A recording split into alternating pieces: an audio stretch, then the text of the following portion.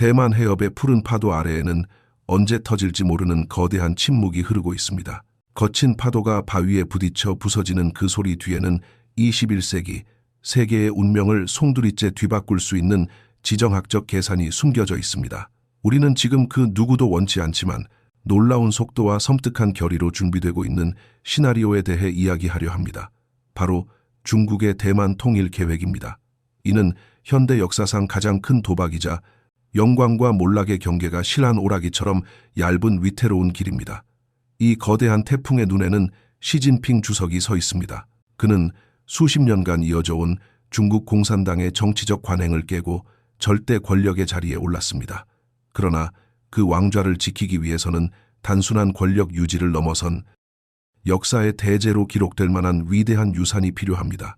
그리고 그 유일한 열쇠가 바로 대만 정복입니다. 베이징의 정치적 상황을 들여다보면 왜 지금 전쟁의 불씨가 이토록 뜨겁게 타오르고 있는지 이해할 수 있습니다. 시진핑 주석은 임기 제한을 철폐하고 사면임, 어쩌면 종신 집권의 길을 열었습니다. 이는 단순한 인사 이동이 아닌 국가 운명의 전환을 의미합니다. 이러한 장기 집권의 정당성을 14억 인구와 수천만 공산당원들에게 납득시키기 위해 그에게는 중화민족의 위대한 부흥이라는 명분이 필요했습니다. 그 부흥의 완성은 필연적으로 대만 회복을 전제로 합니다. 시진핑은 이미 2027년이라는 구체적인 데드라인을 설정했습니다. 이 해는 중국 인민해방군 창설 100주년이 되는 해입니다.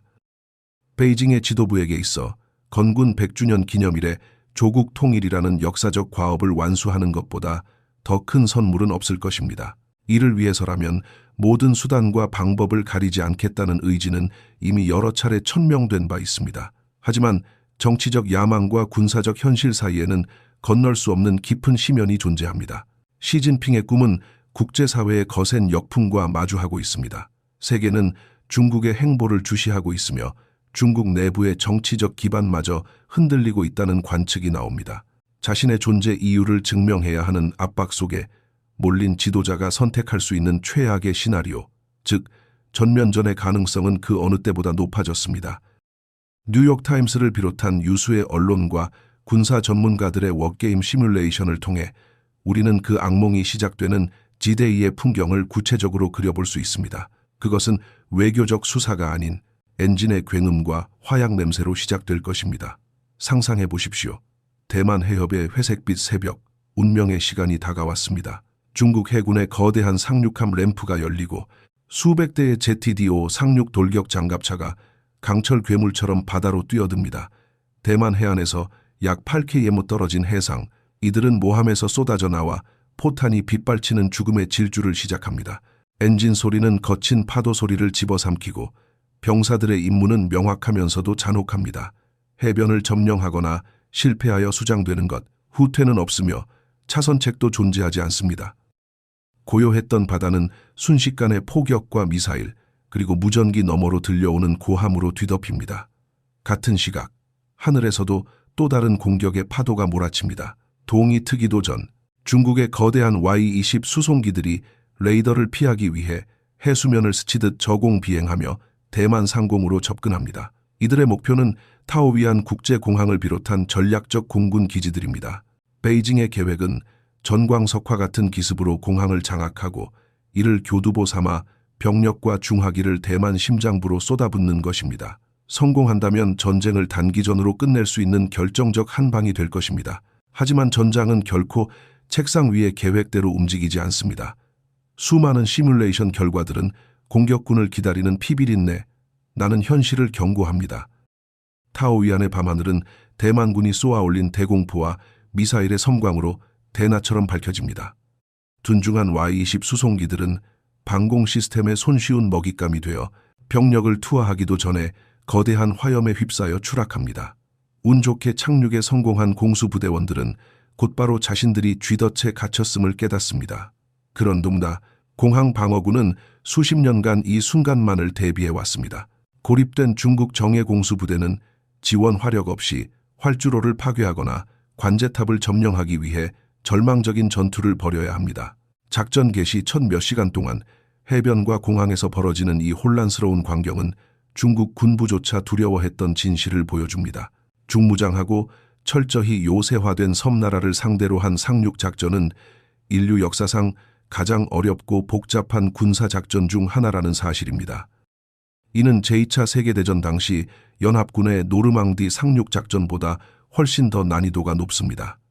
당시 연합군은 전력이 분산되고 약화된 독일군을 상대했지만 지금 중국군은 오직 상륙저지 하나만을 위해 설계된 현대적이고 집중된 방어망을 뚫어야 합니다. 그렇다면 왜 눈에 보이는 막대한 군사적 위험과 뼈아픈 희생에도 불구하고 시진핑은 이 길을 고집하는 것일까요? 그 답은 명예와 체제의 생존에 있습니다. 전면전은 단순한 무력 충돌이 아닙니다. 세계 경제를 초토화하고 21세기 질서를 재편할 거대한 파국입니다. 그러나 베이징에게 대만은 타협할 수 없는 핵심 이익입니다. 대만 통일은 강대국 중국의 마지막 퍼즐 조각이며 이를 완수하지 못한다면 중국몽은 미완의 과제로 남을 것이고 최고 지도자의 위상은 뿌리째 흔들릴 것입니다. 따라서 이 공격은 단순한 군사작전이 아닙니다. 시진핑 주석이 자신의 정치적 생명과 중국의 국운을 걸고 벌이는 최후의 도박입니다. ZD, 5장갑차 안에 젊은 병사들이나 Y-20 수송기에 탑승한 공수부대원들은 이 거대한 체스판 위에 던져진 첫 번째 말들입니다. 그들은 역사상 유례없는 고기 분쇄기 속으로 돌진하고 있습니다. 그리고 이것은 시작에 불과합니다.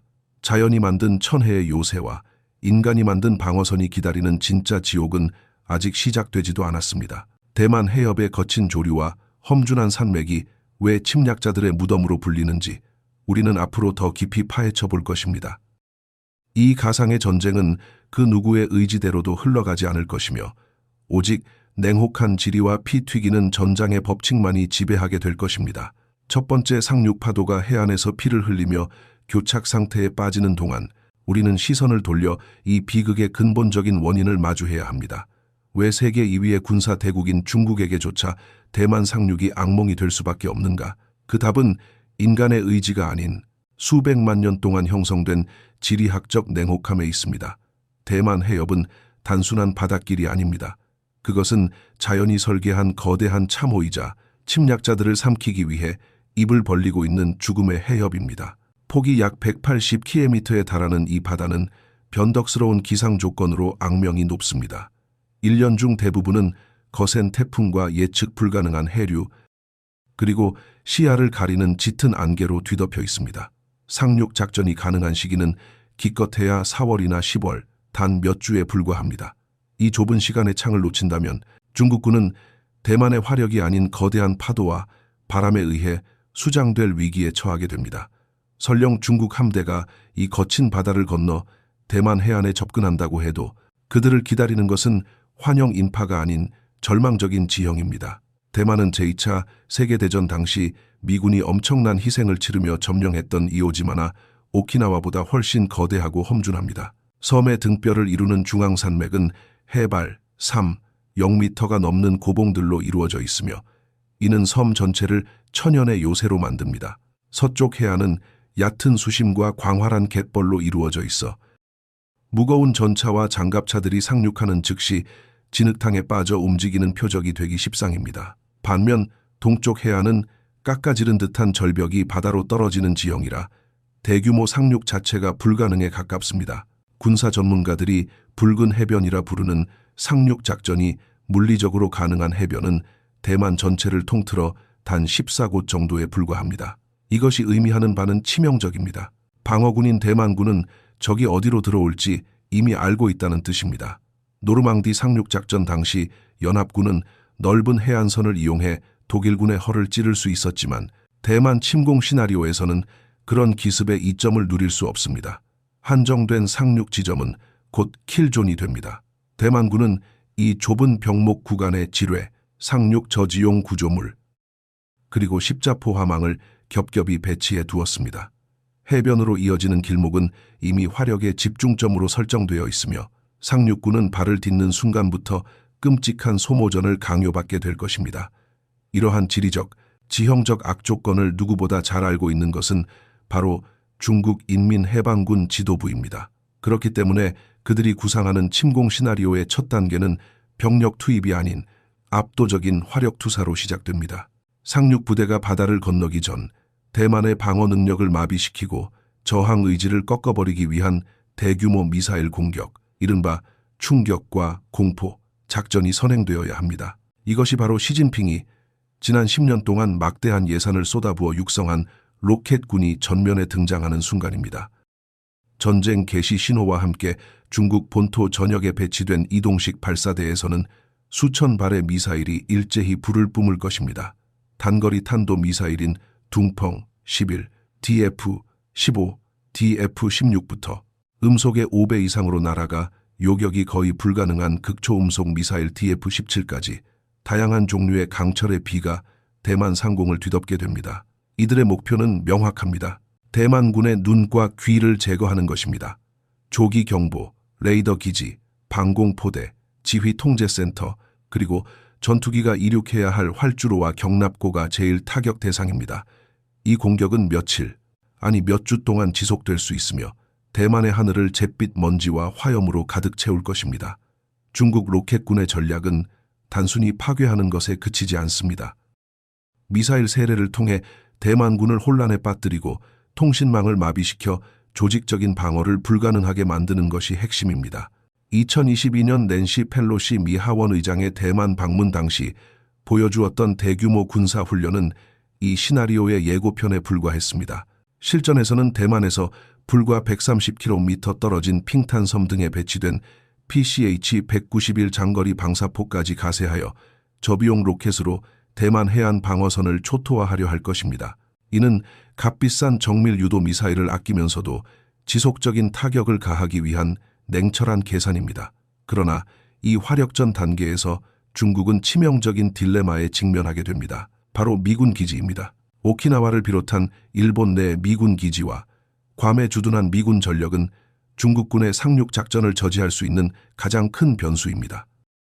에릭 해긴보텀 같은 MIT 안보 연구원들은 중국이 대만 침공과 동시에 주일 미군 기지를 선제 타격할 가능성을 경고합니다. 미군 전투기가 출격하여 중국 함대를 공격하기 전에 활주로 위에서 그들을 파괴하고 싶은 유혹은 군사적으로 매우 큽니다.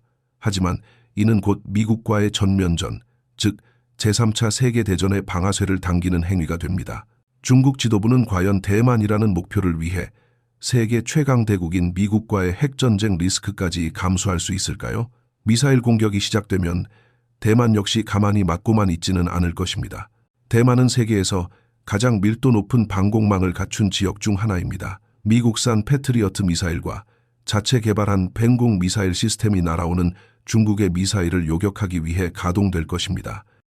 하지만 이는 창과 방패의 싸움에서 숫자 게임으로 변질될 공산이 큽니다. 중국은 방공망이 처리할 수 있는 한계를 넘어서는 수량의 미사일을 동시에 발사하는 포화 공격을 감행할 것이고, 에릭 해긴 보텀의 지적처럼 서로 다른 속도와 궤적을 가진 미사일들을 섞어핏으로써 요격 시스템을 무력화하려 할 것입니다. 하늘에서 강철의 비가 쏟아지고 레이더 화면이 붉은 점들로 뒤덮이는 동안 대만 해협의 거친 파도 위로는 인류 역사상 가장 거대한 규모의 수송 작전이 준비되고 있을 것입니다. 미사일이 열어젖힌 좁은 틈을 타 수만 명의 병력과 수천 대의 탱크를 실은 함정들이 죽음의 해협으로 진입해야 합니다.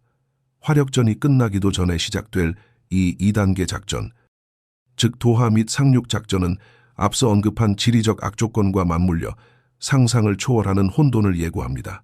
미사일로도 파괴하지 못한 대만의 잔존 해안 포병과 이동식 대함 미사일 발사대들이 짙은 연기 속에서 숨죽인 채 다가오는 먹잇감을 노리고 있을 것이기 때문입니다. 하늘을 뒤덮었던 미사일의 굉음이 잦아들 무렵 대만 해협의 수평선 너머에서는 인류 역사상 전례를 찾아볼 수 없는 거대한 선단이 모습을 드러낼 것입니다. 이것은 단순한 해군 함대의 이동이 아닙니다. 중국이 보유한 수천 척의 군함, 징발된 민간 화물선, 그리고 거대한 카페리호들이 뒤엉킨 이 기괴한 행렬은 마치 바다 전체를 메우는 듯한 위압감을 줄 것입니다. 그러나 화려한 위용 뒤에는 치명적인 취약점이 도사리고 있습니다. 이 거대한 수영은 세계에서 가장 위험한 도박입니다.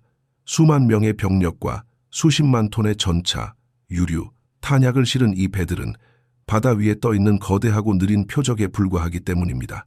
상륙 작전의 성패는 병력을 해안에 내려놓는 것뿐만 아니라 그들이 바다를 건너는 동안 생존시키는 것에 달려 있습니다. 중국 해군이 제공권과 제해권을 일부 장악했다 하더라도 바닷속의 위협까지 완벽하게 제거하는 것은 불가능에 가깝습니다. 대만 해군은 얕은 수심과 복잡한 해저 지형을 이용해 수많은 기뢰를 매설하고 소형 잠수함들을 매복시킬 것입니다. 상륙선단이 해협의 중간 지점을 지날 때쯤 바다 밑에서 솟아오르는 어뢰와 대함, 미사일의 기습은 피할 수 없는 현실이 될 것입니다. 격침된 수송선에서 흘러나온 기름과 병사들의 피로 대만 해협이 검붉게 물드는 광경은 이 작전이 얼마나 무모한 희생을 전제로 하고 있는지를 적나라하게 보여줄 것입니다.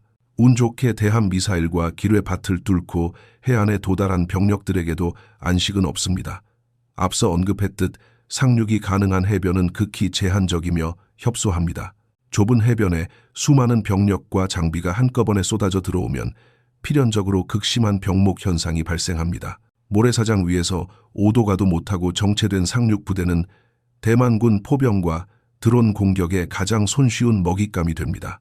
제2차 세계대전의 노르망디 오마하 해변에서 벌어졌던 참상이 현대적인 무기로 인해 더욱 잔혹한 형태로 재현될 수 있습니다.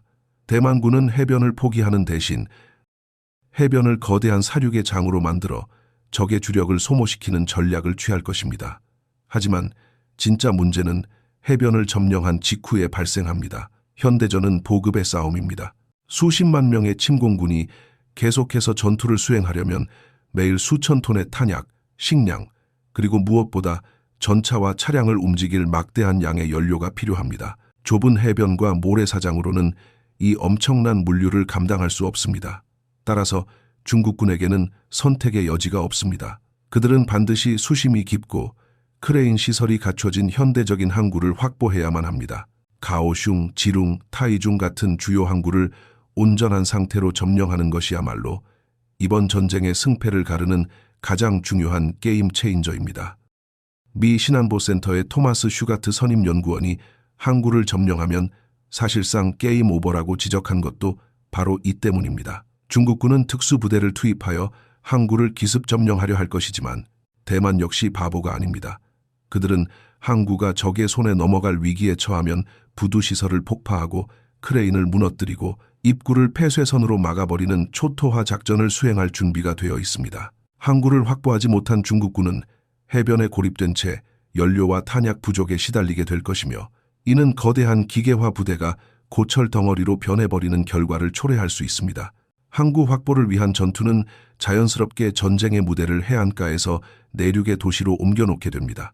그리고 여기서부터 중국군은 그들이 겪어보지 못한 최악의 악몽, 바로 시가전의 늪에 빠지게 됩니다.